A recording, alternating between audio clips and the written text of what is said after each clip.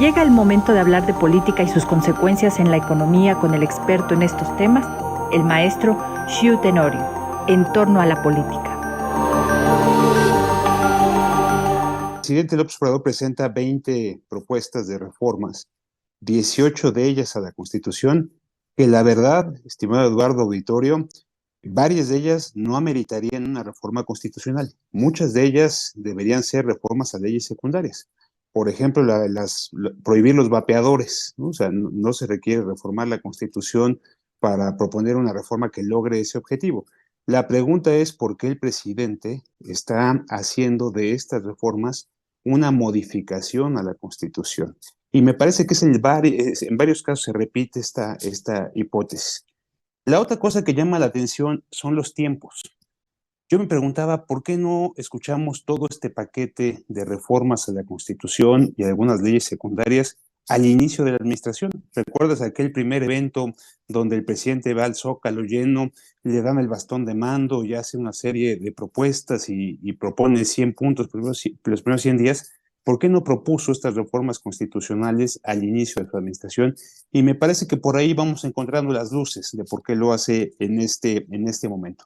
Me parece que el mensaje que manda el presidente ayer es un mensaje de, ojo, estoy a 8, 9 meses de irme, pero todavía no termino. Todavía tengo aquí suficiente materia para hacer y posiblemente, además de recordarles que estoy activo, pueda dejar una especie de agenda, una especie de tareas para la siguiente administración.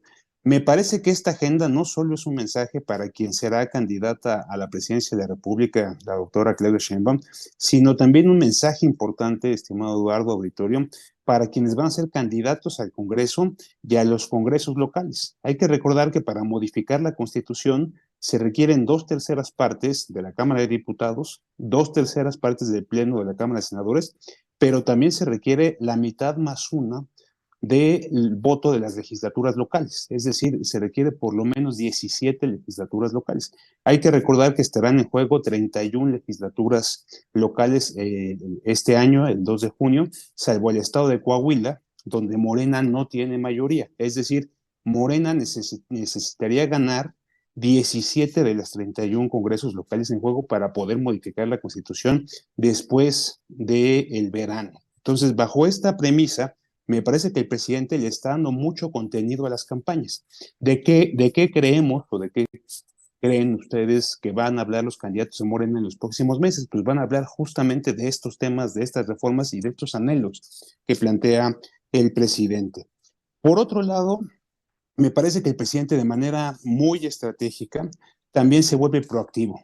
Hay que recordar que enero fue un mes difícil para el Poder Ejecutivo, para el presidente de la República, para la 4T.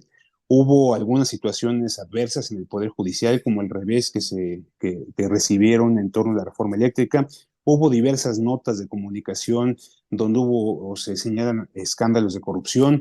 Hubo también estas últimas semanas estos artículos publicados en los Estados Unidos donde se hacen señalamientos de vínculos con el crimen organizado, con el narcotráfico, de manera que con esto el presidente toma ciertos elementos de proactividad y va a cambiar la narrativa. Tan es así que hoy estamos hablando todos en todos los espacios noticieros de estas propuestas que presenta el presidente y no de lo que sucedió en el mes de enero. Me parece que si hacemos una revisión por contenidos, por digamos, los elementos que contienen las reformas. Claramente hay unas que tienen un impacto económico que no pretendo referirme hoy porque aquí seguramente habrá voces mucho más autorizadas que yo para hablar de iniciativas que tienen de alguna manera impacto económico. Claramente la reforma eléctrica que ya refería, la propuesta de reformas al salario mínimo en dos vertientes, tanto la parte de que se aumente siempre en términos reales por arriba de la inflación, pero también lo que tiene que ver con un salario mínimo para profesores, soldados y otras personas que son servidores del Estado, claramente lo que tiene que ver con el sistema de pensiones. Hay una reforma que me parece que hay que analizar muy a fondo en materia de agua, que me parece que puede tener repercusiones importantes en materia económica, por cómo viene redactada la iniciativa. Pero bueno, más allá de hablar, les decía, de las reformas con impacto económico, creo que podemos dividirlas en tres grandes rubros. Primero, lo que tiene que ver con la agenda institucional, con la la agenda que pretende reformar el Estado mexicano. Ahí claramente está la reforma electoral, que ya fue rechazada en el Poder Legislativo hace unos meses, pero hoy se pretende cambiar la conformación del Poder Legislativo, eliminar plurinominales, darle menos atribuciones al INE, en fin, una serie de temas que ya han sido ampliamente discutidos. Por supuesto, la reforma al Poder Judicial, que me parece que es donde se van a centrar buena parte de las discusiones, donde pretende cambiar el tamaño de la Corte, la forma de elección de electos los ministros y una serie de situaciones que también generarán mucha controversia. Por supuesto, la parte que toca para reformar o desaparecer a algunos de los órganos constitucionales autónomos. Ya vimos que no tocó a todos los OCAS o los órganos constitucionales autónomos, pero sí algunos muy importantes, sobre todo los órganos reguladores, empezando por el INAI.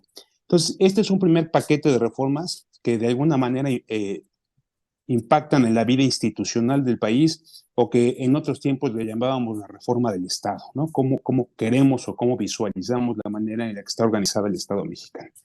Por otro lado, hay una agenda que yo la llamaría de revancha o una agenda donde el presidente viene por un segundo round, porque varias de estas ya se las rechazaron.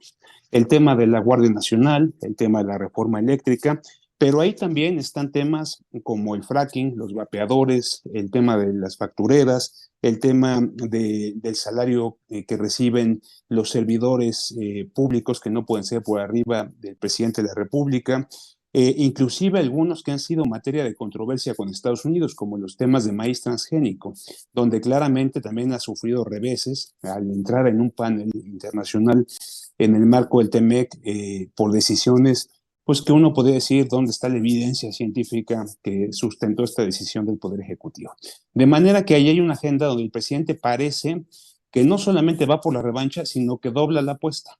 De ser reformas que se anularon en la Corte o que no pasaron al Legislativo, ahora va por una reforma a rango constitucional para evitar que tanto el Poder Ejecutivo como el Poder Judicial, que tanto el Poder Judicial como las controversias que se pueden dar con Estados Unidos puedan detener esta agenda del presidente.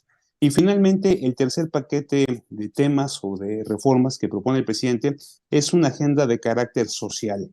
Me parece que aquí es amplísimo lo que el presidente quiere lograr, revuelve muchos temas relevantes, entre otros que parecen, no que sean menores, pero parecen anhelos, como decía Pablo Álvarez y Casa, donde no está claro cómo se pretende hacer tangibles estos derechos, como derechos indígenas, becas para estudiantes pobres, el tema de los jornaleros, en fin, muchos temas que claramente son temas muy nobles, que todo el mundo podemos simpatizar de fondo con ellos. Hay algunos que tienen gran impacto económico. Por ejemplo, disminuir de 68 a 65 años la pensión que reciben los adultos mayores en el país, esos 3 años de pasar de 68 a 65 años, es un mundo de dinero. Entonces habría que ver también, haciendo sumas y restas, no solo la de pensiones tiene un impacto económico, hay muchas reformas que tienen un impacto económico. Bueno, ¿qué sigue para concluir, estimado Eduardo?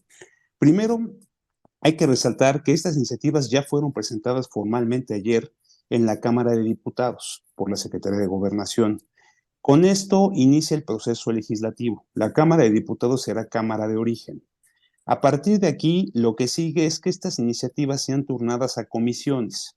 Habrá que ver y habrá que estar muy atentos a qué comisiones son turnadas estas iniciativas. Habrá que ver también qué tan pulcros o respetuosos van a ser del proceso legislativo.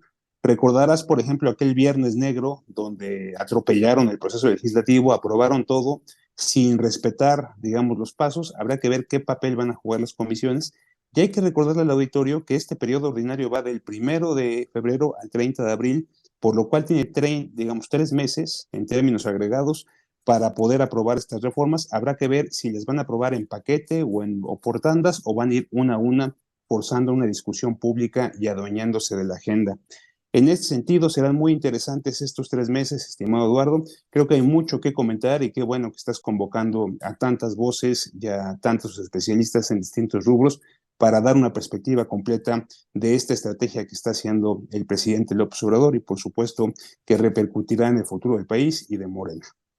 Muchas gracias, Shum. Siga con nosotros en Torno al Dinero.